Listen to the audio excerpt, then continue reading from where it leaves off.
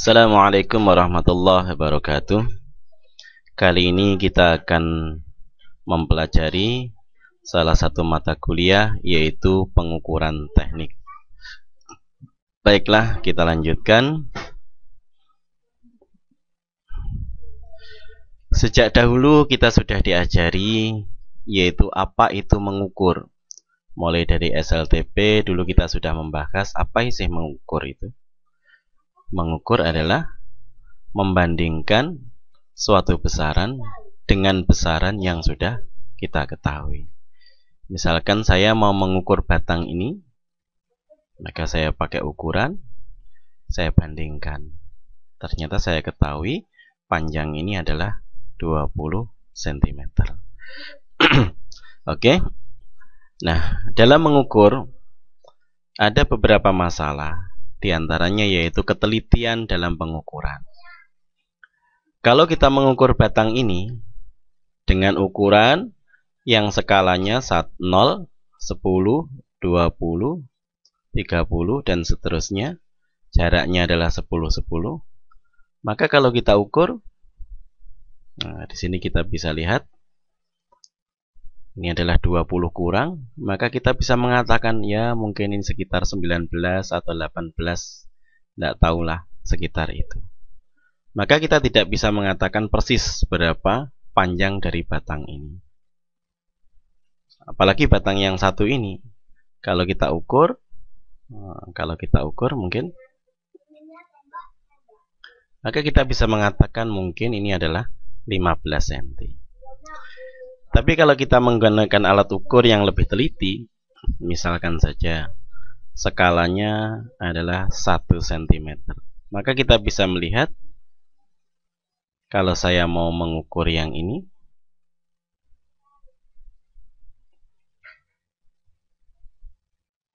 saya mengukur yang ini, maka dapat diketahui ternyata di sini tidak pas 20. Ya, mungkin di sini 19,5. Nah, 19,5 cm panjangnya. Kalau yang atas ini mungkin sekitar 13,5. Nah, kalau kita menggunakan alat ukur yang lebih presisi lagi, misalkan pakai seperti ini, maka kita bisa menentukan, oh bukan 19,5. Ternyata di sini kelihatan bahwasanya di sini 19 lebih 7. Nah, 19 lebih 7 19,7 cm. Maka semakin teliti alat ukur yang kita gunakan, maka kita akan semakin mengetahui lebih tepat berapa panjang yang kita ukur. Maka dalam mengukur ini, orang-orang selalu berusaha bagaimana membuat alat ukur yang lebih teliti. Sementara ini dalam kita mengukur masih mengandalkan yaitu indera mata kita. Mungkin kita lihat di sini, kalau mata kita agak rabun mungkin lebih lemah lagi, hasil ukurannya kurang bagus lagi. Maka dalam mengukur panjang, orang ada yang menggunakan yaitu salah satu contohnya alatnya adalah mikrometer misalkan, atau kita gunakan jangka sorong bisa juga. Nah, di sini penglihatan kita dapat terbantu. Karena apa? Kita lihat di sini yang kita ukur ada di sini, berapa panjangnya, kita bisa memutar di sini. Maka satu kali putaran ini kalau di dalam ada ulirnya, maka cuma maju 1 pitch saja. Sehingga 1 pitch, anggaplah misalkan 1 pitch itu 1 mili. Maka satu putaran di sini 1 mili. Kita lihat di sini ada skala sampai 100, maka ketelitiannya bisa sampai 100 1/100 mm. Nah, inilah. Tapi selanjutnya, kita kalau menggunakan mekanis seperti ini banyak sekali kekurangannya. Jadi ketelitian yang dicapai sangat sedikit. Memang seperti ini sudah cukup teliti, tapi kalau ingin lebih teliti lagi, maka kita menggunakan dengan cara elektronik. Kita lanjutkan. Dengan kemajuan di bidang elektronik sekarang, maka besaran-besaran yang kita ukur bisa kita lipat gandakan sehingga mudah dibaca, yaitu dengan menggunakan transducer dan penguat di sini. Oke, misalkan ini suara, sebagai contoh saja ini. Suara, sinyal suara masuk, dikeluarkan oleh mulut kita, diterima oleh transducer. Transducer itu apa? Transducer adalah alat untuk merubah dari satu bentuk energi ke energi yang lain. Misalkan di sini energi suara dirubah menjadi sinyal elektronik. Nah, sebagai contoh. Nanti transducer macam-macam. Ada yang dari cahaya, ada yang dari panjang, ada yang dari berat, dan lain sebagainya, dirubah menjadi sinyal elektronik. Kalau sudah menjadi sinyal elektronik, meskipun di sini hasilnya kecil, kita bisa perbesar di sini. Dilipatkan 100 kali, 1000 kali, 10.000 kali, 1 juta kali, bisa di sini. Nah, diproses. Kemudian bisa juga kita transmitkan, kita kirim ke tempat yang jauh, atau langsung kita baca, bisa. Nah, inilah alat ukur elektronik. Oke. Sebagai contoh, kita ambil di sini osiloskop misalkan. Maka dengan osiloskop kita bisa melihat bagaimana ketelitiannya dengan kecepatan yang sangat tinggi, bentuk gelombang dengan frekuensinya bisa kita lihat bentuknya di sini. Ini kalau menggunakan elektronik. Gelombang listrik misalkan, atau gelombang suara yang sudah dirubah jadi listrik, atau gelombang panas, getaran mesin bisa kita rubah ke listrik dengan menggunakan transducer. Dari transducer akan kita masukkan ke alat ukur ini. Oke, kita lanjutkan lagi.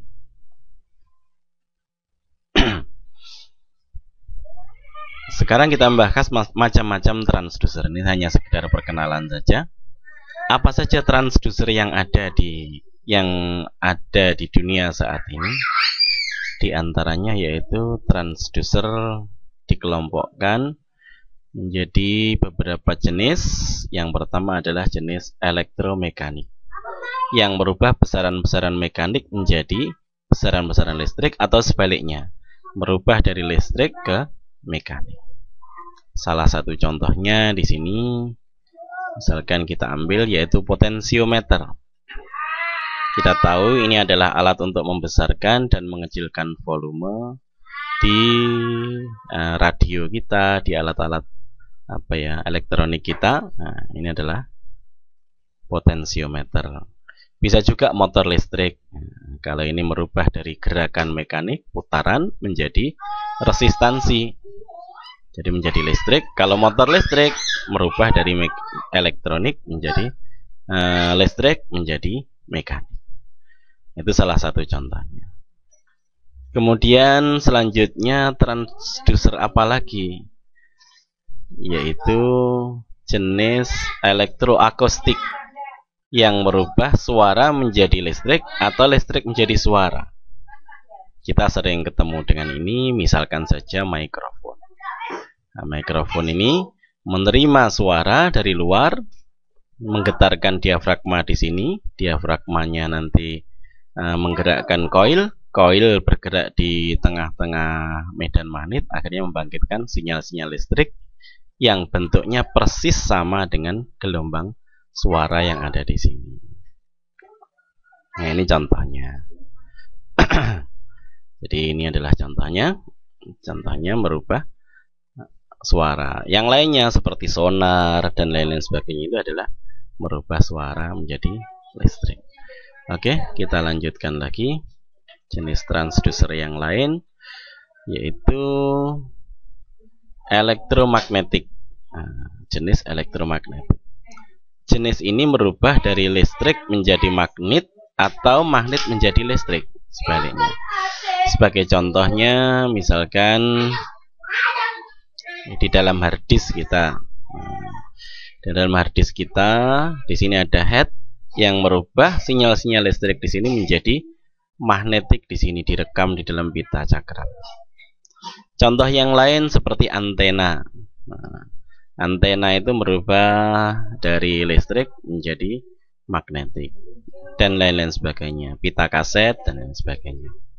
Itu salah satu contohnya. Kita lanjutkan lagi jenis transducer yang lain. Elektrokemikal. Bisa merubah tenaga listrik menjadi kimia. Ini bisa di baterai, bisa juga. Atau kalau transducernya, contohnya adalah alat pengukur pH. Sehingga nilai-nilai pH yang ada di kimia bisa menjadi listrik sehingga bisa dibaca oleh alat ukur ini. Inilah jenis elektrokemikal. Oke, kita lanjutkan lagi jenis yang lainnya. Fotoelektrik. Ini yang merubah cahaya menjadi listrik atau sebaliknya, listrik menjadi cahaya. Contohnya, misalkan saja adalah LDR. LDR ini adalah singkatan dari Light Dependent Resistor. Light Dependent Resistor. Resistansinya akan berubah bila terkena cahaya. Fototransistor bisa juga, fotodiode sama seperti ini. Atau bahkan bola lampu. Bola lampu ini merubah dari listrik menjadi cahaya. Kalau ini menerima cahaya, merubah variabel-variabel listrik. Tapi kalau bola lampu, yaitu merubah listrik menjadi cahaya. Itulah diantaranya macam-macam transducer yang bisa kita gunakan. Melihat betapa banyaknya jenisnya, maka tentunya kita bisa mengukur sesuatu besaran-besaran yang mempengaruhi cahaya, mempengaruhi zat kimia, dan lain-lain sebagainya bisa kita ukur. Oke. Baiklah, kita lanjutkan. Nah, dari penjelasan yang tadi, kita bisa menyimpulkan bahwasanya alat ukur modern ini biasanya konstruksinya yang pertama yang diperlukan adalah transducer, yang mana transducer ini akan merubah besaran-besaran yang diukur menjadi besaran listrik. Apa sudah cukup transducer saja? Oh tidak, biasanya di sini sinyalnya sangat lemah, banyak noise-nya, banyak gangguan-gangguannya, maka perlu kita kasih sinyal processing. Nah, dengan sinyal processing ini, maka sinyal dari transducer tadi bisa diperbaiki. Kalau masih lemah bisa diperkuat. Kemudian kalau desah bisa difilter.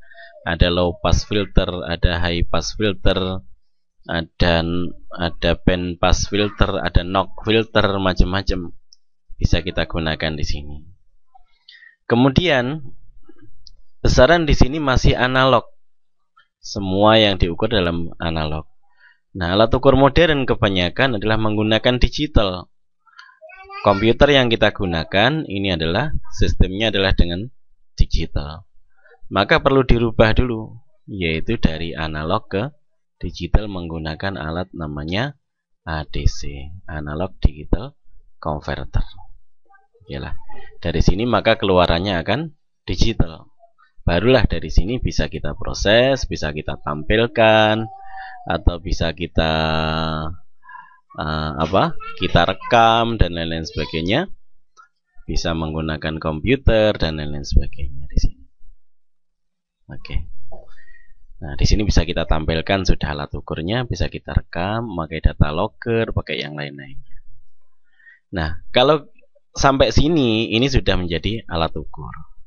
Kalau kita ingin memberikan perintah yang lain atau misalkan mengkontrol dari peralatan, maka kita perlu rubah lagi.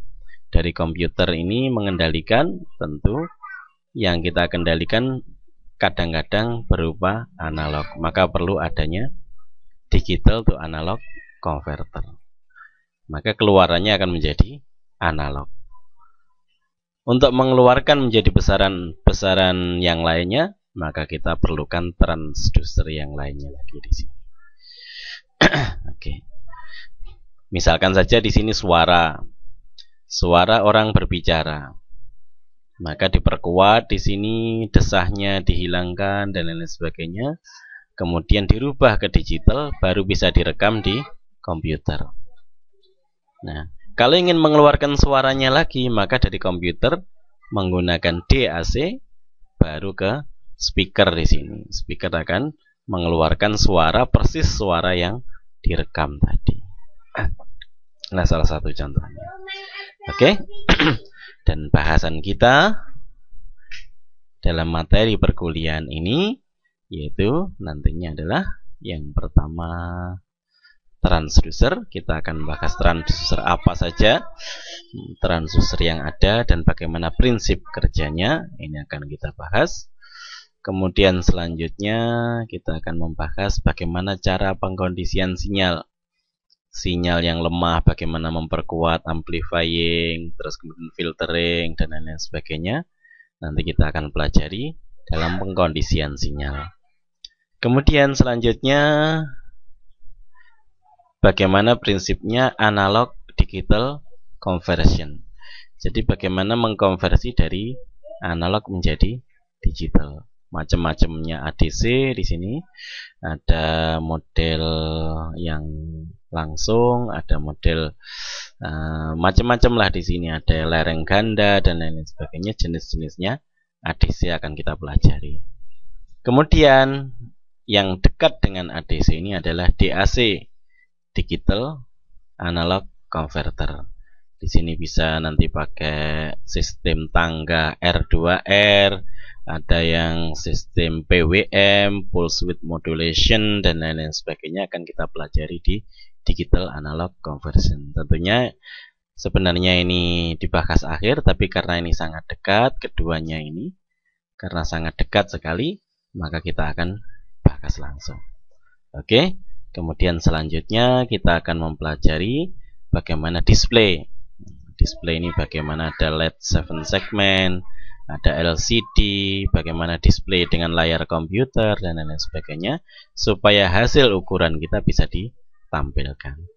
Selanjutnya kita akan mempelajari ketelitian alat ukur, bagaimana error-error yang terjadi, bagaimana karakteristik alat ukur, bagaimana performan daripada alat ukur, baik sensitivity, akurasi, linearity, resolusi, range-nya bagaimana, repeatability atau precision-nya bagaimana, responsibility dan kemudian passivity, kemudian error-error seperti histeris, traceability dan lain-lain sebagainya. Nah, inilah perlu kita pelajari di alat ukur ini. Nah, ketelitian alat ukur di sini. Kemudian yang terakhir kita akan mempelajari bagaimana cara kalibrasi. Itulah yang akan kita bahas. Mudah-mudahan ini semuanya bermanfaat bagi kita. Dan terima kasih atas perhatiannya. Kita akan ketemu dalam video yang akan datang.